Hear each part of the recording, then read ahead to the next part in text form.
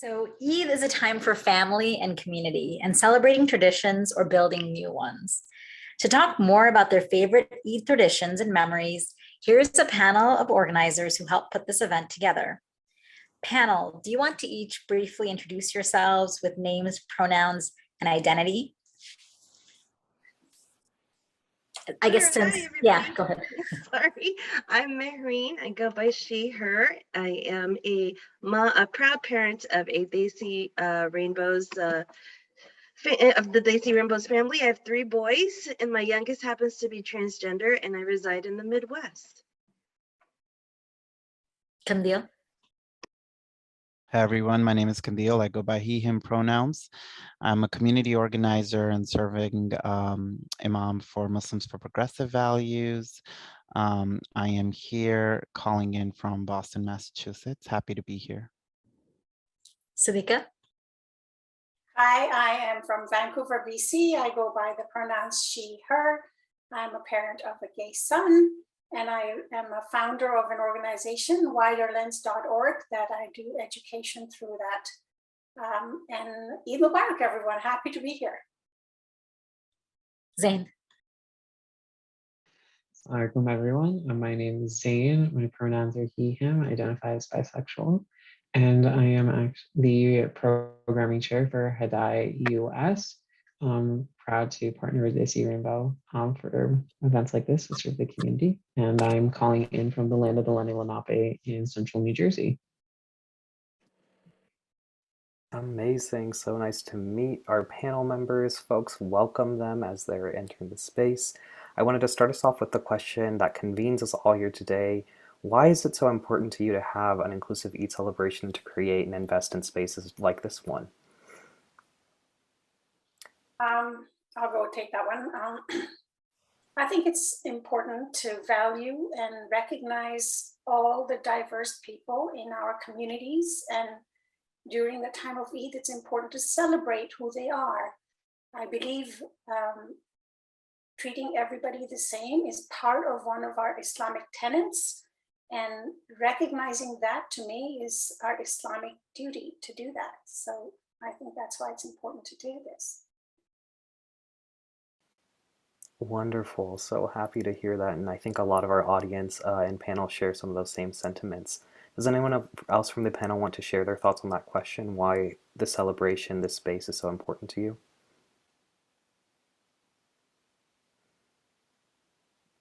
All right. Well, folks, you are also welcome to share in the chat why it brings you to the space, why you want to continue to invest in and see spaces like this while we move on to our next question. I actually want to jump in and say that inclusive spaces just make me feel that love and connection that I visualized in the last exercise. Definitely the most meaningful in-person Eid I had was at an organization called Inclusive Mosque Initiative in London. And it was just such a different feeling, but it felt like home. And so I think that feeling of home is so important, and connection to people that we love and values that we hold dear. The next question is, do you have a favorite Eid recipe? What's your favorite Eid food? I'd like to take this one. It has to do with food. So my favorite food is anything that's served with love. When I was growing up, traditionally, we always had sheer korma. But when I started my own family, I decided to start our own family's tradition. So my kids and I used sugar cookie dough, added saffron, cardamom, some almonds, and cut the cookies into moons and stars. And the kids love decorating them. So they're served with a glass of yummy sweet milk, and this became our family's new tradition. Even today as grown-ups, they're asking me, Mom, where are the moon and star cookies? So I hope they continue and carry this on.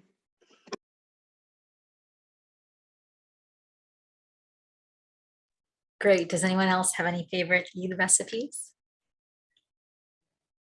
It's not really a recipe, I realize, but I guess thinking of tradition, like Miriam was saying, we don't cook much in our family because we go to other people's houses because we're tired after doing it for 30 days on our own. But we started this tradition of just going to Panera Bread But it just became like this fun thing, just showing up, all of us in like these dark kameez after morning namaz. And now we just kind of do it because they kind of expect us to come every year now. But it's just something fun. And I mean, we live in a community where we are that, people are kind of interested and curious, but you can kind of be a little bit, have a little fun with your traditions and like the recipes and food. I'll share one coming from an East African background. One of the dishes that we cook throughout Ramadan and in Eid, it's called makati. And it's made with coconut and rice, lots of carbs in there, so keep you filled and sweet. So it's one of the dishes from an East African with an Indian twist to it.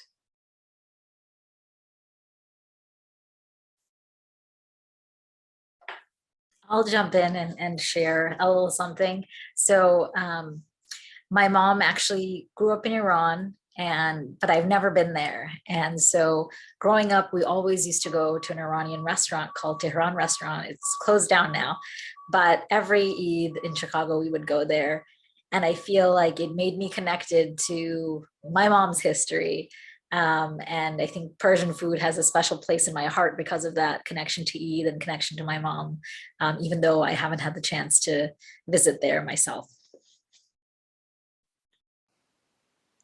I love that we get a little bit of a glimpse into folks' family histories, diverse traditions, all the wonderful places around the world we all come from. And I am honestly salivating at all the foods in the chat and the descriptions from our panelists. Thanks so much for sharing this little part of yourselves and your Eid traditions with me and all of us here. Yeah, so turning to our next question, some of us, including many people here in this room, have had negative experiences around Ramadan and Eid or around our Muslim identities and traditions. It can be often triggering for LGBTQ plus people to be part of a celebration like this when celebrations and traditions like this may have historically been exclusive or even traumatizing for them. Can any of you speak to that difficulty, the tension of trying to step into this place to embrace part of a tradition that may have also been harmful for you in the past? In a lot of mainstream communities, it can be a bit traumatizing for people that are LGBT identified to be in those spaces during Ramadan and Eid, and for it to be an experience that is uplifting and so on, because there's just a lot of connection building, there's a lot of communications and so on. So it is, however, in my experience, it's very important for rainbow folks to be connected to inclusive spaces like Toronto Unity Mosque, Al-Tawheed Jummah Circle, or Muslims for Progressive Values. And then, there's a few other organizations that organize around inclusive iftar and Eid events. So to really avoid any difficult experiences that can contribute to their trauma. But it is very important to stay connected with the inclusive communities for getting uplifted in this holy month.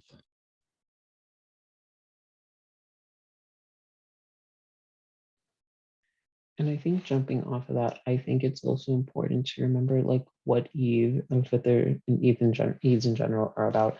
They're a time of celebration for kind of the trials that we've kind of gone through over the past month or even the past year for many. And it's meant to be a time to celebrate and to celebrate like what you've accomplished and been able to do. And I think a lot of people kind of forget that you can celebrate anything and you should celebrate the way that makes you yourself comfortable and happy and healthy. You shouldn't be dictated by the way to celebrate that others are doing. It's okay to kind of celebrate in your own unique way that kind of fills you with, your own self, your own kind of way of fulfillment. Like it's okay to be a bit selfish on Eid, I think, because everyone kind of defines Eid and Ramadan differently. Oh, wow. I love those reflections and that energy of creating new traditions that work for us while embracing the old traditions that continue to resonate deeply for us. All right. Moving on a little bit to our next question. What is something that brings you joy, that brings you rejuvenation during Ramzan? I'll get us started. I think it's connecting with community, making meals really special since, you might be fasting or someone in your life might be fasting. And I know growing up, as a lot of parents are, they divide and conquer. One parent worked in the mornings, one parent worked in the evenings to kind of take care of that. So we didn't always have all of our meals together. But in Ramzan, we would wake up and sit at Sehri, be groggy, but we would all be together at the table. And that was really special. And then when I got older, connecting with other students in college, taking the toaster over to wherever the communal kitchen was and making eggs, and someone else is making pancakes, and just make meals become this special time when you have the opportunity to share and to share love with others in your life. So I think that's what brings me joy during Ramzan.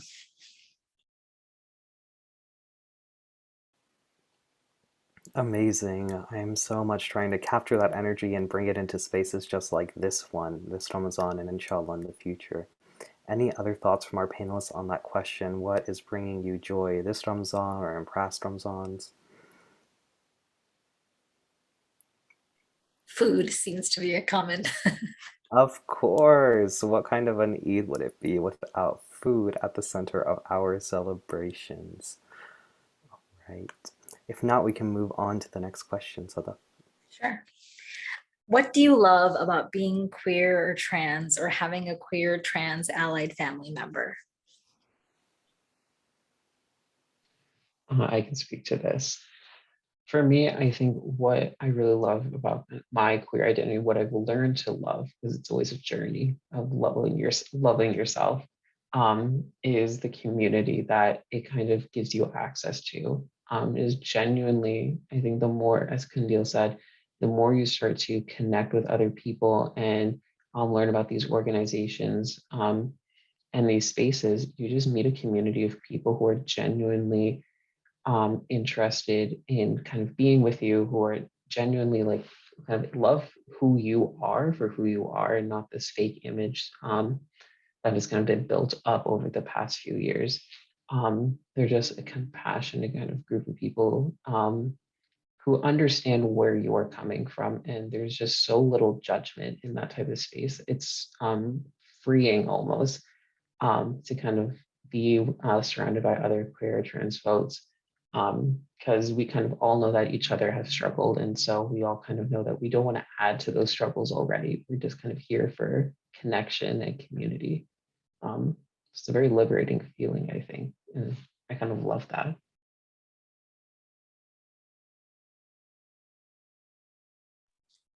Any others?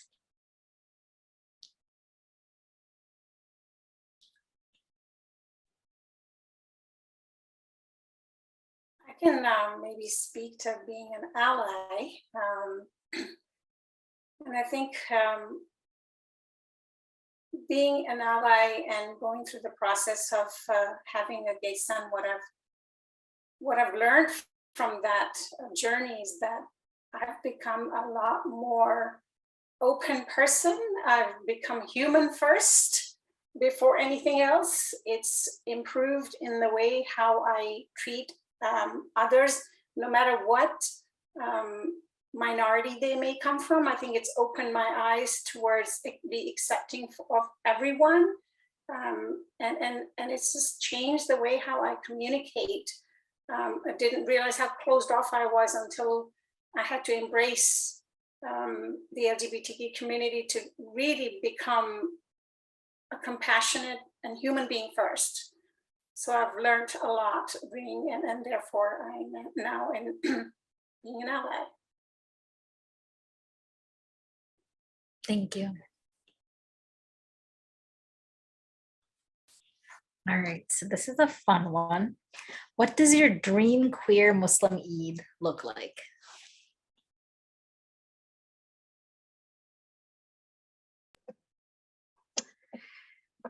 I'll jump in as a primary teacher. I would love to see a parade. Lots of colors, some good music, colorful clothing, everybody included. Just a good time. You can't go wrong with a parade, right? I love that. Other thoughts or ideas?